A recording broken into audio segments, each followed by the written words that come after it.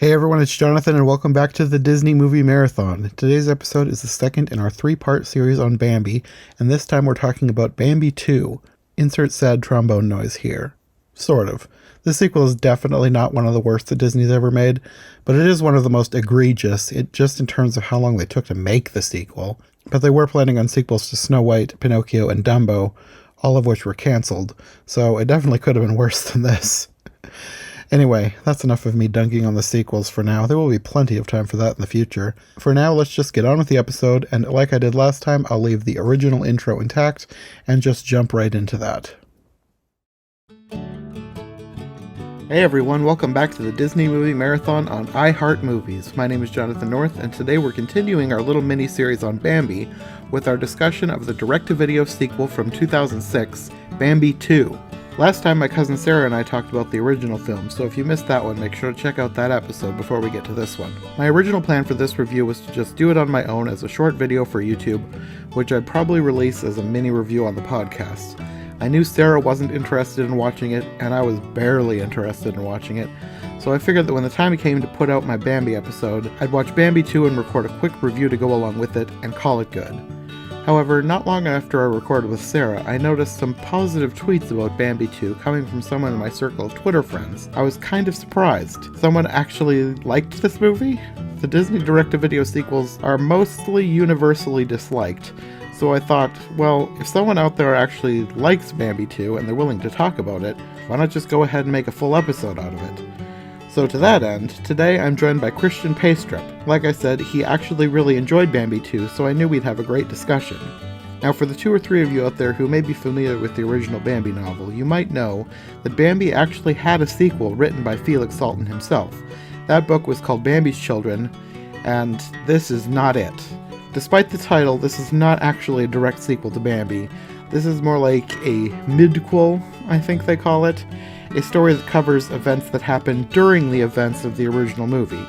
In this case, the period of time directly following the death of Bambi's mother, and before the jarring, abrupt, spring song Twitter-patient scene in the original Bambi. I mean, Sarah and I even talked about that in the last episode, that it would have been a natural place to tell at least some of the story of Bambi's time being raised by his father. So in that respect, it makes perfect sense that they'd want to fill in that gap, even if it is a 64-year gap between the films. Anyway, that's all I've got by way of introduction. Let's get on with our discussion of Bambi 2 with Christian Paystrup on the Disney Movie Marathon. The reason I wanted you to do this episode with me is because I noticed how much you seem to love Bambi 2, and I don't usually see that online. I don't usually see that kind of love for any of the sequels. So I thought you could tell me what it was that about Bambi 2 you really liked.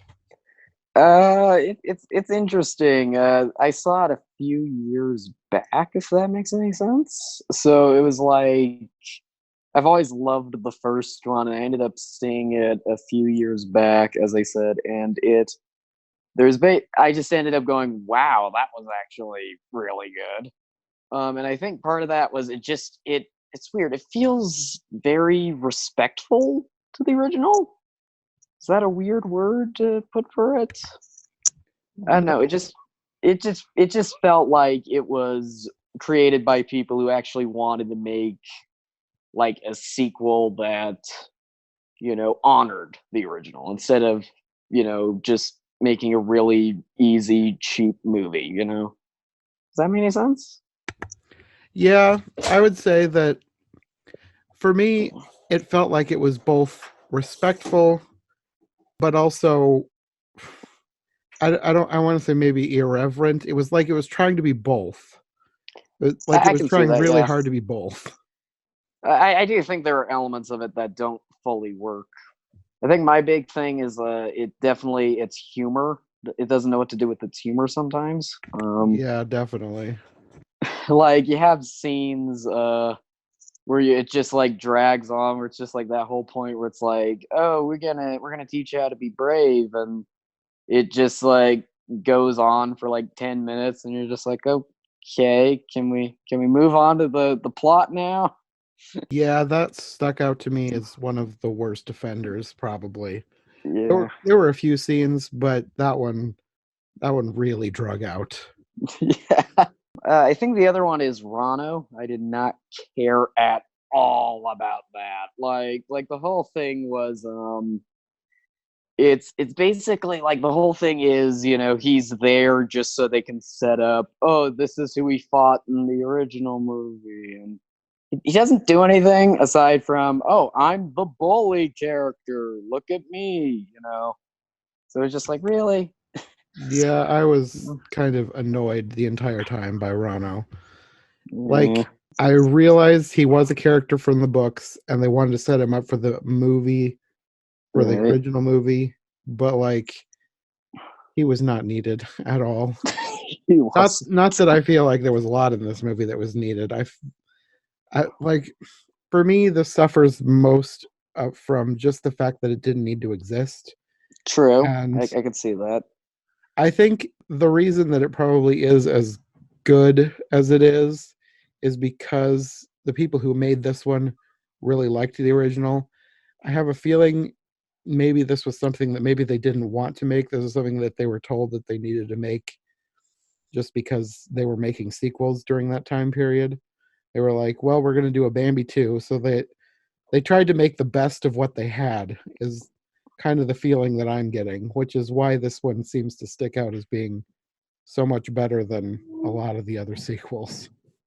I think that was probably the case as well. Like there was stuff like Fox and the Hound 2 getting a sequel, and Fox I and the Hound still getting a haven't sequel, and seen that one. you're just like, why was this made? What do you do with Fox and the Hound? Mm-hmm. Like there were just a ton of stuff like that, and you can tell like near the end of it, you end up with like, Cinderella 3 being a time travel movie. It's fun, but it's like, wow, that's one way to take the story. Yeah, But yeah, I can see your point there.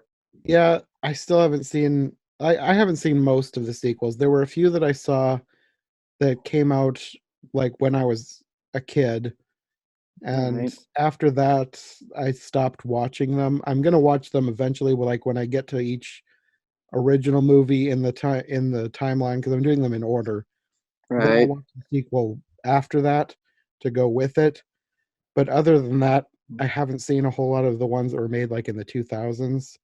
Very few I've actually seen. For the most part, I don't think any of the sequels that they made direct to video need to exist. No, they did not. I can't right now I cannot think of one that I've seen that added anything of substance to the original, including the ones that are better than the ones that are really cheaply made. Even this one, it just feels like it didn't need to exist. Yeah. Like I'm trying to think of the ones I actually like out of the bunch. And again, you got like stuff like, Cinderella 3, Lion King 1.5, maybe. But both of those aren't really like, expanding anything. They're just like, what if we did basically MST3K, but with Timon and Pumbaa? I feel like the Yeah, best of these are best when you view them as sort of an alternate universe. agreed. You don't think of them as strictly canon, because a lot of my problems with this one especially would be solved if it was a totally different story. Like if Yeah. this were not supposed to be the original Bambi, most of my complaints, I wouldn't have those complaints. Like Thumper, it seems like a completely different character from the original. He seems way more childish. The way he talks does not sound like the original Thumper. Not the voice quality, but just the way he uses words. He sounds like he's a year or two younger than he was. Like he doesn't know all of his words. Like he says bestest all the time. I don't remember Oh, the I original forgot Thumper about talking like that. that. There's also The a missing sister. There were 5 sisters, and now there's only 4. So Well, dang, the hunter got her, I guess. one of the things that really stands out to me is the music, Oh, because the original oh, had the a music, very yeah. specific quality of music. It's very 30s. The Oh, music that yeah. they had, it's very of the times. So the music that they put into this feels completely out of place. Like there's an Alison Krauss song, which I grew up with a dad who loves country bluegrass music. Right. So I like Alison Krauss, she does not fit Bambi. It does not feel right having Alison Krauss singing a song in the middle of Bambi 2. Yeah, it's just like, and the thing is, Bambi the original wasn't even like really a musical. Like No. there's like the rain song, Yeah. and that's really about it. So it's like, oh, we're gonna do three of these just in montages. You're just like, Mhm. oh, okay, guess we're doing this. It felt weird. But like I said, if this were a completely different movie about a completely different deer in a completely different story, I wouldn't care. I would like it because it was a good song. It Yeah, just felt weird in the middle of Bambi. yeah. The other But big thing that really stood out to me, and this is not necessarily a bad thing, but they kept having scenes where it was like too much. Remember that thing from the original Bambi? We're going to do it again. oh yeah, the what's Twitter painting? I'll tell you when you're older. Yeah. I was Stuff like thinking of like that. stylized things, but that is a good example too. Yeah. Like anytime the dogs appeared, it felt like they were doing an homage to the original, even though this is supposed to be, I guess, not a sequel, but like a midquel, whatever A they call them. mid-quill. But like the lighting changed and it looked great, but it Oh was like yeah. we have seen this in the original, and it's just like they're trying to remake the scene except with Bambi younger, Yeah. and it felt kind of odd that way to me. I didn't have much issue with it, just on I felt like for what it was in the movie, like in the Mhm. context, I was like, it works. Yeah, It is a bit of a, yeah, it's definitely calling back, but for me I felt it was very natural with the plot. But I I can mean, definitely see the complaint with it, yeah. in the context of this movie and this movie alone, it's totally fine. Yeah. But since it's supposed to be a sequel to the original Bambi, it just felt like they were pointing that out a little too much because there were two different scenes where they They basically the same introduced type the of thing dogs, yeah. happened. Because you got the first scene where it's just like, oh, we're in the meadow again, and here are the dogs, and then there's the second one where the dogs are in the forest and stuff, where Hmm. it's more direct. Yeah, the whole scene on the side of the mountain felt like almost. I don't want to say a ripoff because this is technically a sequel sort of a movie, but that's kind of what it felt like. It felt like they were kind of ripping off the original. Yeah, I was like, oh Not yeah, we're doing the same thing. Feline on the cliff again, but this time it's Bambi. This time, Yeah, see, it's different. yeah.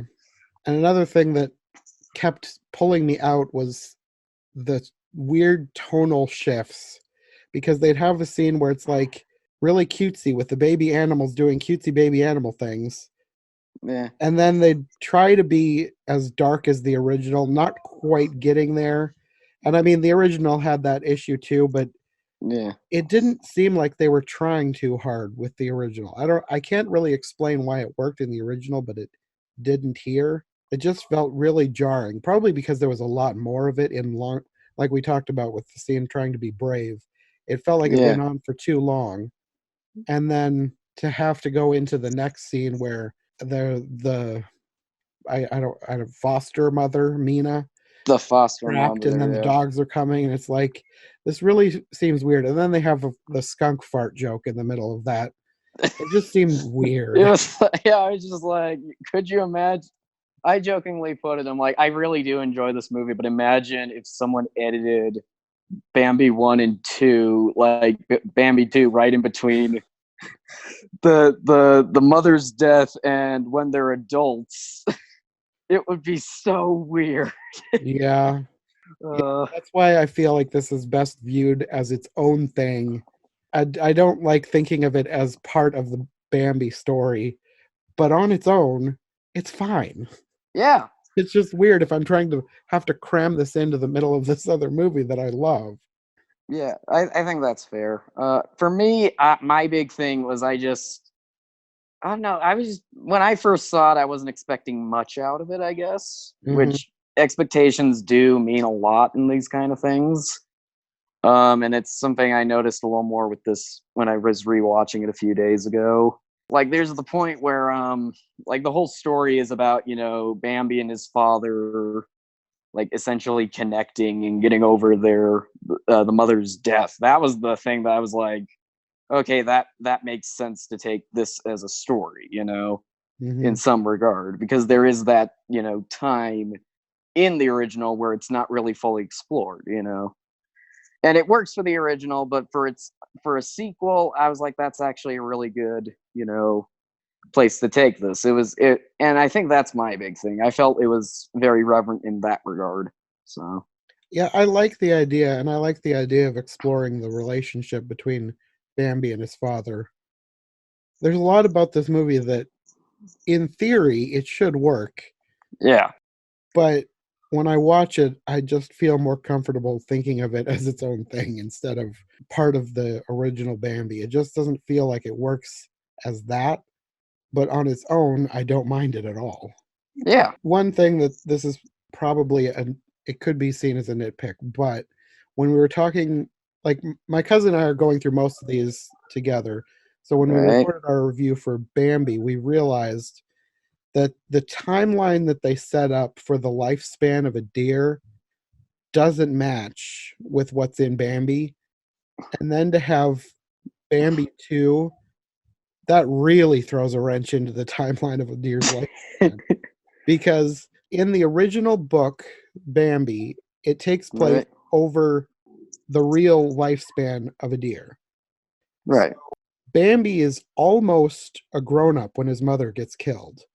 And a deer takes about a year to go from a newborn to basically a grown up able to have kids of their own. right, So I think we read that Bambi, I don't remember exactly where we saw this, but basically they wanted Bambi to seem still really innocent when his mother dies for yeah, more emotional impact. So they just kind of ignored the fact that by this time he should have been probably sprouting horns, not having spots at that stage of it, right, and they just kept him small. That's like the one big flaw of the original Bambi, is that you have him a baby, his mother dies, and then you're immediately in the springtime, he's grown up, everybody's happy and singing. It's yeah. a very weird tonal shift. And then you But have all the, oh, hey, man, I haven't seen you in a while. It's yeah, like, uh, and if you take the lifespan of a deer literally, that should have been the next spring. So yeah, basically, Bambi should have grown up over that winter, right, which already kind of doesn't make sense, but I was willing to forgive it for what Walt wanted to do. But then you yeah. have this other movie that comes in and crams in a whole nother year in between these two scenes. It's literally in February because the groundhog is a part of the Yeah, story. yeah, yeah. It's just weird. Yeah, that's that's my biggest thing with it. It's just weird as part of the Bambi story, but it's fine on its own. It's yeah, really not that bad of a movie. yeah. Speaking of, in terms of timeline, the Beauty and the Beast sequels, like, it's like, wait, why is he a beast again? Oh, yeah. I have not seen that one since I was a kid, and I'm not Yeah. really looking forward to going back and revisiting that. Neither one of them are good. Is good. I the uh, I've only seen the Christmas one. I've never seen the other one. I've oh seen gosh, you've been pictures from spared. the other one, and it looks frightening. It looks bad. It's bad. It really is. Um, but no, I think I do agree with you. As its own movie, I think that's where a lot of my like love for it is. Just kind of as a, oh, this was, a movie that was clearly made with people who wanted to, make a worthy sequel to it. I think my big thing is the animation. Mm-hmm. Like, they took Tyra Swong's like impressionist look and just were like, okay, we have a, slightly bigger, better technology as that. Mm-hmm. Let's blow it to a whole different scale here. Yeah. In terms of animation, this looks on par with anything they released theatrically around that time. It Yeah, looks amazing. It is really well made. I think I won an Annie at one point as well. It might have. I wouldn't be surprised. Yeah. The animation is probably the best part of this movie.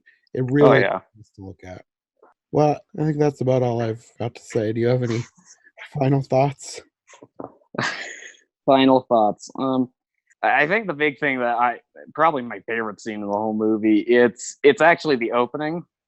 Like the opening scene was like the scene I was Mhm. like, oh yeah, I'm hooked. When it starts right where it left off, and Yeah. it immediately gives the great prince, his own, character, instead of I'm here to, show up like cool shots and stuff. Hmm. And like having him, like seeing this guy, he's like, oh great, now what do I do? Like that was the moment I was like, okay, I'm interested. Where do we go from here? With that scene, I really liked how they, at the beginning, it was the original scene just from a different point of view. It was like the camera was up in the trees instead of down on the ground. Yes, I such a liked that gorgeous they did shot. that. Yeah. Yeah, I think that would be really about it. I mean, I definitely can. I do see the flaws like that you brought up, and they were definitely stuff that bugged me as well. I feel like my love for it from the first time I watched it a few years back has tempered down a bit. Hmm. But no, I do think for a Disney direct-to-DVD sequel, it's definitely one of the best in that Yeah. regard. Not that that's a Yeah. high bar, but I would agree. Yeah. Uh, Okay, well, I guess we'll end it there. Do you want to let people know where they can find you if they want to find out more from you? yeah, I run a YouTube channel. It's called Dark Star Studios channel. I usually do reviews there. I've been doing a lot. I do short films. I just started a whole project where I'm taking older movies and like giving them modern trailers and stuff. I basically just kind of do anything involving film, but I mostly do reviews like of modern stuff, like current releases and stuff. So Okay. Well, I'll have links in the description, so if you're interested, you can check them out. yeah, Okay, well, thanks for joining me. you're We welcome. we might see you again if we think of anything else. Might have to have you back sometime. Yeah, you just dragged me into one of the other remakes out of nowhere. The other sequels, I mean. We Uh, could. Like, I have a feeling my cousin won't be that interested in watching those with me. So if yeah, I need another co-host for one of those, maybe I'll have you back for that. I'll just be like, I'm down. I can help. Yeah. Okay. All right. Well, maybe we'll see you another time then. Yep. Hopefully. Bye. Thanks again to Christian for joining me on this episode. I'll have his information in the description below if you want to check out more from him. Okay, like we teased in the last episode, next time Sarah and I will actually be talking about another movie with ties to Bambi, Disney's true life adventure, Perry. Despite its obscurity, I watched this movie a bunch as a kid, so I was really excited to revisit it for the podcast. So make sure to come back next time for more on the Disney Movie Marathon on iHeart Movies. Thanks for listening.